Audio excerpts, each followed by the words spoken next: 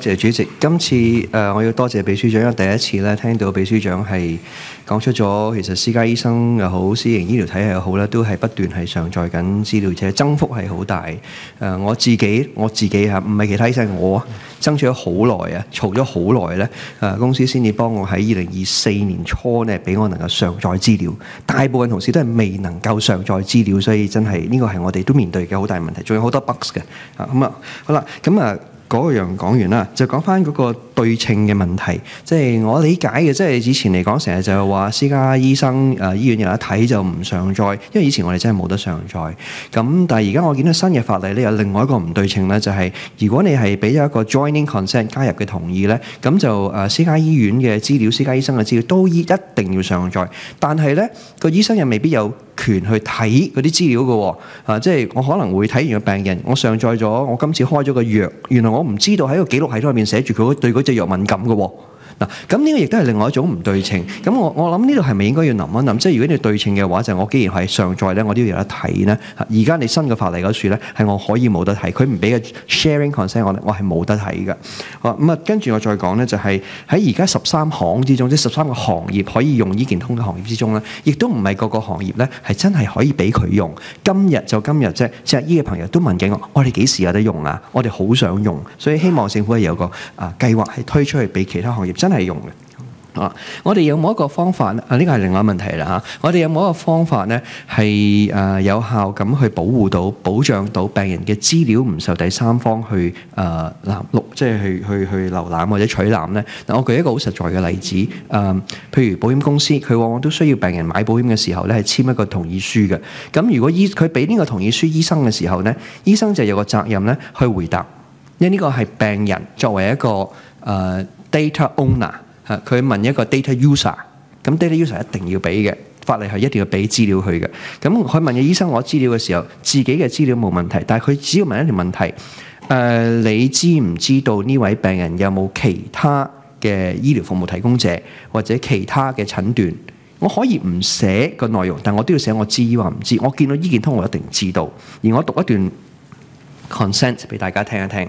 係喺我自己買嘅一份醫療保險。我相信如果大家買過醫療保險咧，都會簽過一樣嘅嘢。不過你可能唔知你簽過。我讀出嚟嚇，本人僅此授權，凡知道或擁有任何有關本人或準受保人記錄的僱主、任何註冊西醫、醫院、診所、保險公司、其他機構或人士，均可將該等資料提供給某某保險。某某我唔講啦。即使本人或任何準受保人死亡或喪失能力，此授權書仍然有效。所有本人及準受保人之繼承人及承讓人亦會受此授權書約束。本授權書的影印本與正本具有同樣效力。我想知道喺新嘅法例底下，我哋點樣去保障到市民呢？再加上就係如果市民係可以有一個授權人，佢授權俾第三者嗰個人係可以將佢資料咧係上載啊或者取覽嘅時候，若果我買保險嘅時候，保險公司話你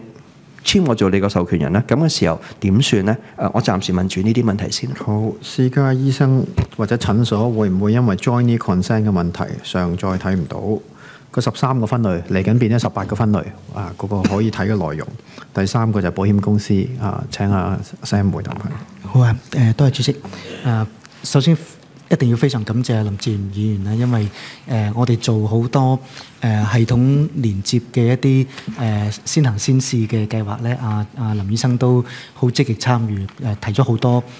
意見同埋我哋即係做得唔好嘅地方俾我哋知道啊。咁我哋係要持續地去將呢啲系統對接嘅一啲障礙同埋裏邊有啲大啲嘅問題，有啲係沙石嘅問題，但係都要一一清除嘅。若果唔係呢，我哋講嗰個建立個完整嘅醫療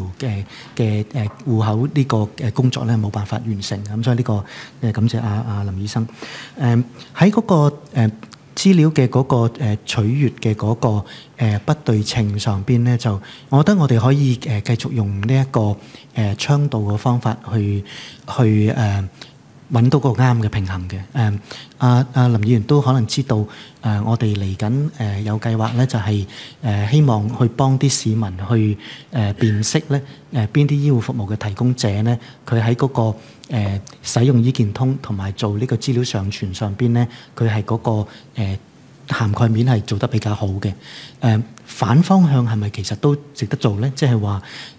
對個醫務服務提供者嚟講，佢喺個信息透明度上邊俾到個病人話：你嚟我間診所接受我個服務，我期望你係用你個醫健通嘅記錄俾個取閱嘅權我先可以俾到個更加優質有專業保證嘅服務俾你咁樣。即係呢個咁樣嘅互動關係，我哋覺得如果做得到嘅話，其實係良性嘅。咁但係當然嗰個過程需要同即係市民啊、病人組織啊、同埋個醫護界別咧、專業界別咧，要做好多即係溝通嘅協調工作。咁呢個方面，如果我哋能夠係即係作為一個倡導者，作為一個即係facilitator，係可以幫助到呢個過程嘅話咧，我哋好樂意同個別嘅專業團體咧係一齊做一啲協作，推廣呢一個方面嘅信息啦嚇。咁第三方嘅嗰個醫療記錄，特別係同保險相關嘅一啲記錄啦。咁我講一講我哋嗰個法例裏邊講嘅嗰個授權嘅嗰個機制嘅嗰個原意啦嚇。我哋嗰個授權個機制咧，就係當一個市民或者病人佢係缺乏一個自理能力，佢需要有個照顧者去幫佢處理佢嗰個醫療狀況同埋啲醫療過程嘅時候咧，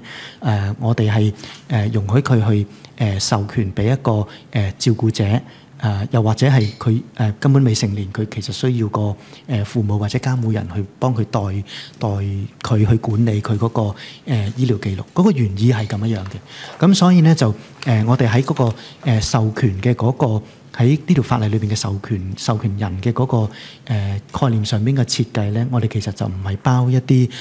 商業機構甚至保險機構嘅一啲從業員，即係呢個唔係我哋個原意嚟嘅。咁但係當然我咁樣講咧，都未完全答到林議員頭先引述嘅嗰啲條款嘅，因為嗰啲條款咧其實就唔係淨係醫健通系統裏邊嘅資料，嗰個其實係講緊市民去購買嘅市場裏邊，即係唔同嘅服務，包括可能部分嘅保險產品嘅時候咧，又或者就算保險以外，其實都有啲咁嘅狀況嘅，就可能係嗰個服務提供者或者個僱主或者係其他第三方咧，佢可能係需要個市民係提供一啲有醫生透過醫生提供嘅一啲醫療嘅記錄或者數據啊，或者診斷嘅。咁嗰啲診斷嘅資料咧，部分可能係來自醫健通裏邊嘅嗰個市民嘅個人戶口。咁我哋喺呢條條例裏邊嘅框架度咧，我哋就係當然我哋設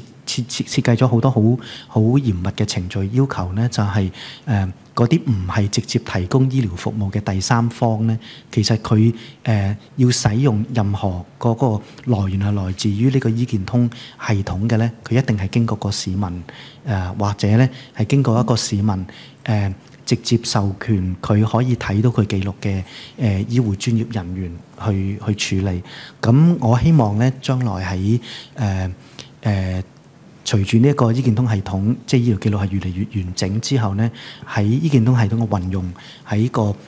病人、醫生同埋第三方嘅呢一啲醫療資料嘅嗰啲其他非專業界別嘅用家之間咧，我哋希望會大家慢慢係協調到一個係既保護到個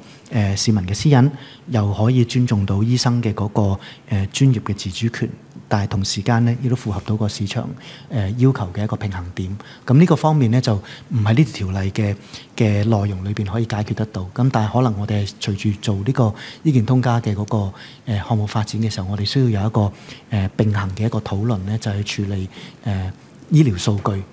無論係電子數據定係非電子數據都好咧，同呢一個非醫療界別之間嘅嗰個互動嘅嗰個關係係點樣？咁我哋呢一方面，我哋好樂意同相關界別係開展一啲討論。多謝主席。